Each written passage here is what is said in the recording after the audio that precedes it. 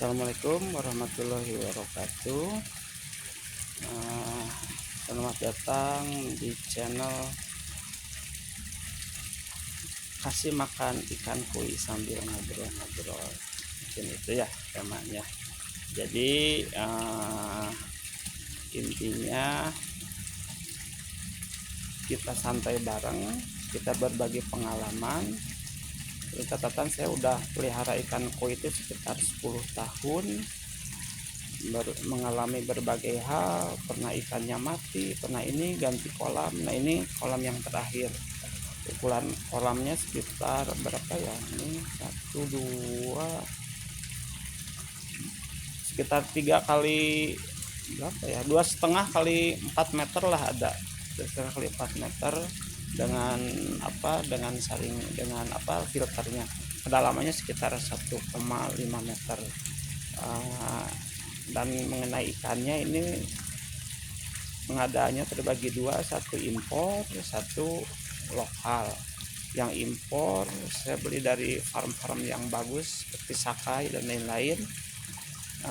Saya beli sejak umur sekitar setahunan lah, ukurannya sekitar 3 jari lah, sekitar segituan, panjangnya sekitar 15 cm, dan sekarang udah pada gede tuh, sekitar 3 tahunan lah ada tuh, itu yang gede-gede itu sekitar ada umurnya 3 tahunan. Dan untuk yang lokal itu dari Blitar sama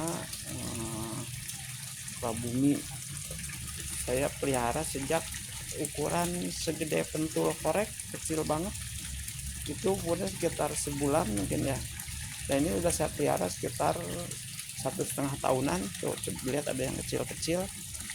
Nah, itu yang Sukabumi sama Blitar, bagus juga sih.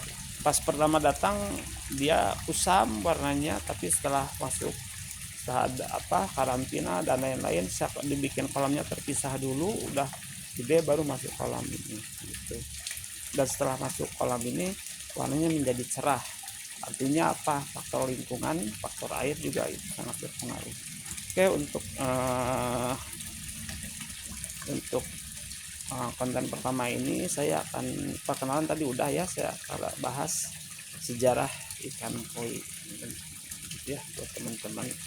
Kalau dari teman-teman ada pertanyaan, boleh nanti di ini aja, ditulis aja di komen, nanti saya akan jawab di video-video berikutnya gitu. Dan jangan lupa share dan subscribe. Saya kasih makan ikan dulu sambil ada bismillahirrahmanirrahim. Wah, ikannya banyak.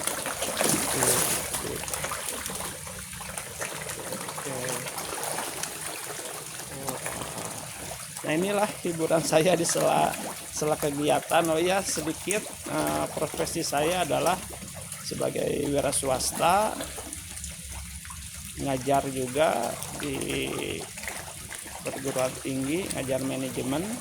Nama saya Denny Muhammad Ramdhani, SMM. Koi itu adalah hobi, saya kasih makan tiap pagi sama sore sekitar 15 menit. Dan mungkin sekarang di videoin aja. Inilah, ini mah berbagi pengalaman dan berbagi kesenangan lah, karena ini hiburan. Baik, pertama saya akan bahas sejarah ikan mulai dari kolam kaisar hingga sampai sekarang, sampailah ke rumah kita. Baik, pertama asal usul ikan koi. Ikan koi yang kita kenal sekarang sebenarnya berasal dari ikan mas liar atau Cyprinus carpio ya, itu kalau ikan mas yang ada di kita, yang sering kita makan, yang awalnya ditemukan di wilayah Asia Timur, khususnya Tiongkok sekitar 2.500 tahun yang lalu. Pada masa itu ikan mas ditangkap dan dibudidayakan bukan untuk keindahannya, melainkan untuk kebutuhan pangan, untuk dimakannya kayak kita lah, sama ikan mas yang itu ya, yang buat dijual di pasar-pasar itu. Kemudian, namun dari proses budidaya itu muncul variasi warna alami akibat mutasi genetik. petani di Tiongkok mulai memperhatikan ikan-ikan yang memiliki warna berbeda. Meskipun pada masa itu belum banyak yang sadar akan potensi estetika dari ikan ini. Kemudian seiring waktu ikan ini dibawa ke Jepang, dan pada awal perkembangan koi modern ikan mas kemudian menyebar ke Jepang sekitar abad ke-17 melalui perdagangan. Di daerah Niigata, Jepang, para petani padi di desa-desa mulai membudidayakan ikan mas ini. Kolam irigasi mereka mulai mengamati munculnya ikan dengan warna merah, putih, biru, dan lain-lain. Jadi mulai dilihat nih kok bagus gitu.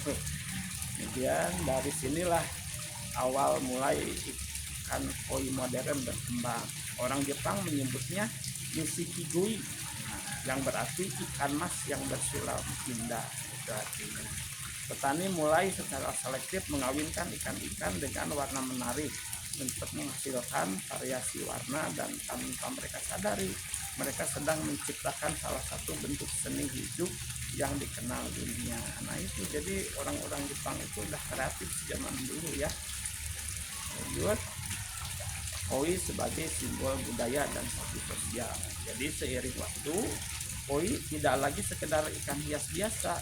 Di Jepang koi dianggap simbol kekuatan, ketekunan, dan keberuntungan. Ini berakal dari legenda koi yang berenang melawan arus sungai kuning yang berubah menjadi naga setelah berhasil mencapai puncak air. Nah itu mitos ya, benar ya alam ya, cuma cerita rakyat mungkin, tapi kalau mungkin orang Jepang ya percaya juga alam gitu ya. Tapi intinya bukan hanya keindahan, tapi menyimpan, mereka menganggap ada kekuatan tersendiri lah gitu. Kemudian karena maknanya yang dalam, ikan koi pun menjadi simbol dalam budaya Jepang, mewakili semangat pantang menyerah dan kehormatan. Kaisar Jepang bahkan memelihara koi di kolam kerajaan sebagai simbol kemakmuran dan kedamaian.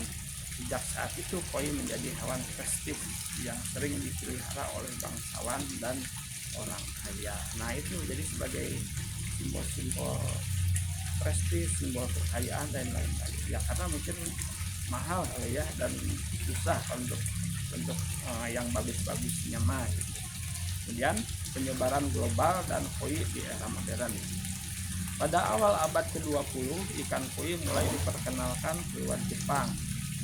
Pameran ikan koi pertama diadakan di Tokyo pada tahun 1914, dan sejak itu minat terhadap koi menyebar ke seluruh dunia, termasuk ke Amerika, Eropa, dan Asia Tenggara.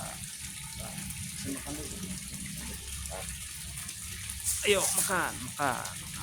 Lanjut ya. Teknologi pembiakan koi pun semakin maju, muncul varietas baru seperti kohaku, sanke, showa, dan masih banyak lagi, masing-masing dengan standar kualitas yang tinggi. Koi kini bukan hanya sekedar ikan hias. Di banyak negara, koi dijadikan bagian dari gaya hidup dan terapi psikologi. Bahkan ada kontes koi internasional dengan hadiah ratusan juta rupiah dan koi dengan kualitas terbaik. Yang terakhir saya dengar itu harganya sekitar 2M, itu yang ini kan. Oh 2M ya, tapi kan koi biasa. Koi di Indonesia dan peran komunitasnya. Di Indonesia sendiri minat terhadap koi mulai meningkat sejak tahun 1990-an. Banyak peternak kolam lokal di Blitar, Sukabumi, dan Kediri yang sukses membudidayakan koi berkualitas tinggi, bahkan menembus pasar ekspor.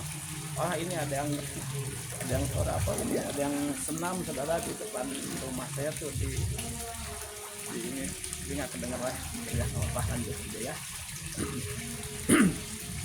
Komunitas pecinta koi juga berkembang pesat, mulai dari penggemar rumahan sampai pebisnis koi profesional. Lewat komunitas, banyak orang saling berbagi pengalaman, tips perawatan, dan tentu saja saling pamer koleksi. Nah, Ini siapa sangka nih ikan kolam yang dulunya hanya sekedar makanan, ini menjadi simbol keindahan, ketenangan, filosofi hidup yang mendalam. Ikan koi bukan hanya sekedar warna-warni yang cantik di kolam, tapi juga warisan budaya ketekunan, keindahan yang diwariskan lintas generasi. Mungkin itu teman-teman ya, cukup nih, udah 10 menit cukuplah. Saya juga harus beraktivitas.